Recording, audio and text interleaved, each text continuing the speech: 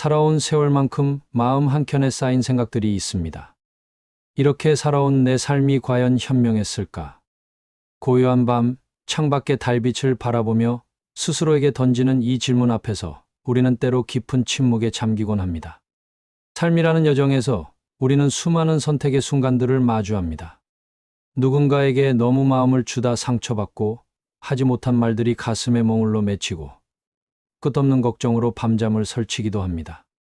특히 나이가 들수록 관계 속에서 오는 아픔과 내면의 불안은 더욱 깊어지는 것 같습니다. 오늘 저는 여러분과 함께 현명한 삶이라는 깊이 있는 이야기를 나누고자 합니다. 수많은 시행착오와 경험을 통해 깨달은 7가지 소중한 지혜를 들려드리려 합니다. 이는 단순한 처세술이 아닌 우리의 남은 인생을 더욱 의미 있고 평화롭게 만들어줄 진정한 삶의 나침반입니다.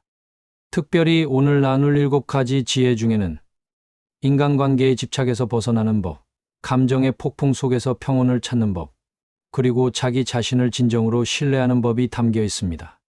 이 이야기들은 많은 분들의 가슴을 울린, 그리고 실제 삶의 변화를 가져다준 소중한 깨달음입니다. 지금부터 천천히 이 의미 있는 여정을 함께 걸어가 보시겠습니까?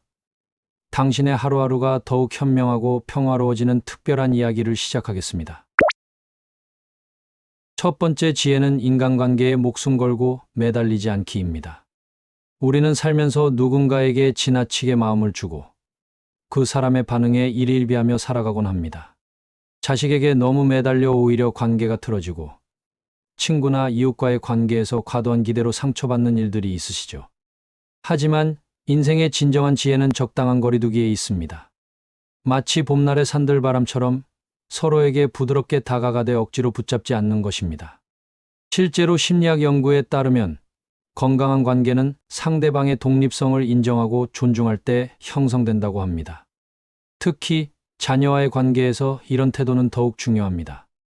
내가 걱정돼서 그래라는 말로 시작되는 과도한 간섭이 오히려 관계를 해치는 주된 원인이 되곤 합니다. 대신 내가 선택한 길을 믿어라고 말해보세요.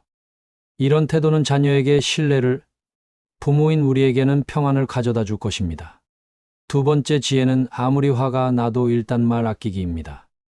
우리 모두는 순간의 감정으로 뱉은 말이 평생의 후회가 된 경험이 있을 것입니다. 특히 나이가 들수록 감정 조절이 더 어려워지는 것을 느끼실 것입니다. 이것은 자연스러운 현상입니다. 나이가 들수록 전두엽의 감정 조절 기능이 약화되기 때문입니다. 하지만 이런 생물학적 변화를 이해하고 대처하는 것이 바로 지혜입니다.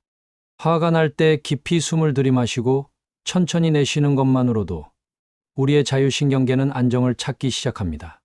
동양의 옛 현인들은 이를 화내지 않는 것이 아니라 화를 다스리는 것이 지혜라고 했습니다. 실천 방법은 간단합니다. 화가 날 때마다 마음속으로 잠시만 이 말이 꼭 필요할까? 라고 자문해 보세요. 그리고 가능하다면 나중에 이야기하면 좋겠어요 라고 말하는 연습을 해보시기 바랍니다. 이것이 바로 우리의 관계를 지키는 작지만 강력한 방패가 됩니다. 세 번째 지혜는 다른 사람과 자신을 비교하지 않기입니다.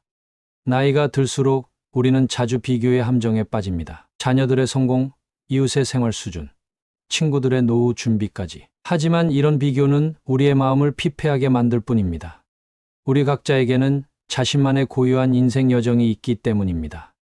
동양의 한 현인은 남과 비교하며 사는 것은 끝없는 고통의 시작이라고 했습니다. 대신 어제의 나와 오늘의 나를 비교해 보세요. 작은 진전이라도 발견한다면 그것이야말로 축하받을 일입니다. 나만의 속도로, 나만의 방식으로 성장해가는 것. 이것이 진정한 삶의 미학입니다. 네 번째 지혜는 일어나지도 않은 일 걱정하지 않기입니다. 우리는 종종 미래에 대한 불안으로 현재의 평화를 놓치곤 합니다. 앞으로 어떻게 될까? 하는 걱정이 밤잠을 설치게 만들기도 하죠. 하지만 재미있는 사실은 심리학 연구에 따르면 우리가 걱정하는 일의 85%는 실제로 일어나지 않는다고 합니다. 불안은 미래에 대한 준비를 위해 필요한 감정이지만 과도한 걱정은 오히려 우리의 판단력을 흐리게 만듭니다. 대신 지금 내가 할 수 있는 일은 무엇일까에 집중해 보세요. 현재에 충실한 것이야말로 미래를 위한 최선의 준비가 됩니다. 다섯 번째 지혜는 긍정적인 말 습관화하기입니다. 우리의 말은 단순한 소리의 진동이 아닙니다. 그것은 우리의 현실을 만들어가는 강력한 도구입니다. 안 될 거야 라는 말 대신 한번 해보자 라고 말하는 순간 우리의 뇌는 다른 방식으로 작동하기 시작합니다. 특히 아침에 일어나서 하는 첫 마디가 중요합니다. 아이고, 또 아프네 보다는 오늘도 이렇게 일어날 수 있어서 감사해라고 말해보세요. 이런 작은 언어의 변화가 하루의 색깔을 바꿀 수 있습니다. 긍정적인 말은 마치 정원의 씨앗과 같아서 시간이 지날수록 아름다운 꽃으로 피어납니다. 여섯 번째 지혜는 날 깎아내리는 사람들 멀리하기입니다. 나이가 들수록 우리는 평화로운 관계의 중요성을 더욱 깊이 이해하게 됩니다.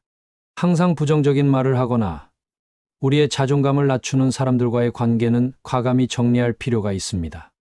이것은 이기적인 선택이 아닙니다. 오히려 자신과 상대방 모두를 위한 현명한 결정입니다. 부정적인 관계를 유지하는 것은 마치 독이 든 물을 마시는 것과 같기 때문입니다. 대신 서로를 존중하고 격려하는 관계에 시간과 에너지를 투자하세요. 그것이 우리의 남은 인생을 더욱 풍요롭게 만드는 길입니다. 마지막 일곱 번째 지혜는 나 스스로를 누구보다 믿어주기입니다. 살다 보면 우리는 종종 자신감을 잃곤 합니다. 나이가 들수록 새로운 도전이 두려워지고 변화를 주저하게 되죠. 하지만 기억하세요. 우리는 이미 수많은 폭풍우를 견뎌낸 강인한 영혼입니다. 동양의 한 현인은 자신을 신뢰하는 순간 우주가 당신을 돕기 시작한다고 했습니다. 매일 아침 거울을 보며 나는 할 수 있어라고 말해보세요. 처음에는 어색할 수 있지만 이런 자기 확신이 우리의 잠재력을 깨우는 열쇠가 됩니다. 이 일곱 가지 지혜는 하루아침에 완성되는 것이 아닙니다. 마치 오랜 시간 정성껏 가꾼 정원처럼 꾸준한 실천과 인내가 필요합니다. 때로는 실수하고 넘어질 수도 있습니다. 하지만 그것조차도 우리를 성장시키는 소중한 경험이 됩니다. 특히 이 지혜들을 실천하면서 겪을 수 있는 어려움에 대해 함께 이야기해보고 싶습니다. 예를 들어 인간관계에서 거리두기를 실천하려 할 때 죄책감이 들 수 있습니다. 이럴 때는 상대방을 위해서도 나를 위해서도 이것이 최선이다라는 것을 상기하세요. 또한 화가 날 때 말을 아끼는 것이 어려울 수 있습니다. 이때는 심호흡을 하며 이 순간은 지나갈 것이다 라고 자신을 다독여 주세요. 이러한 지혜들은 과학적으로도 그 효과가 입증되어 있습니다. 예를 들어 긍정적인 말의 습관화는 우리 뇌의 신경가소성을 활용하는 것입니다. 반복된 긍정적 사고는 새로운 신경회로를 만들어 점차 자연스러운 습관이 됩니다. 또한 자기 신뢰를 높이는 것은 스트레스 호르몬인 코티솔의 분비를 줄이고 행복 호르몬인 세로토닌의 분비를 증가시킨다고 합니다. 우리는 모두 더 현명하고 평화로운 삶을 살 자격이 있습니다. 그리고 살아온 세월만큼 우리는 더 깊어지고 더 현명해질 자격이 있습니다. 때로는 고독이 찾아올 수 있고 변화가 두려울 수도 있습니다. 하지만 그 모든 순간이 우리를 더욱 단단하게 만드는 소중한 시간임을 기억하시기 바랍니다. 특히 오늘 나눈 이야기 중에서 가장 마음에 와닿는 한 가지만이라도 실천해보세요. 어쩌면 그것은 마음을 다스리는 것일 수도, 관계의 거리를 조절하는 것일 수도, 혹은 자신을 더욱 신뢰하는 것일 수도 있습니다. 중요한 것은 시작입니다. 작은 실천이 모여 우리의 일상을 조금씩 변화시킬 것입니다. 오늘 영상이 도움이 되셨다면 구독과 좋아요, 그리고 알림 설정도 함께 해주시면 감사하겠습니다. 여러분의 하루하루가 더욱 현명하고 평화로운 순간들로 채워지기를 진심으로 바랍니다. 감사합니다.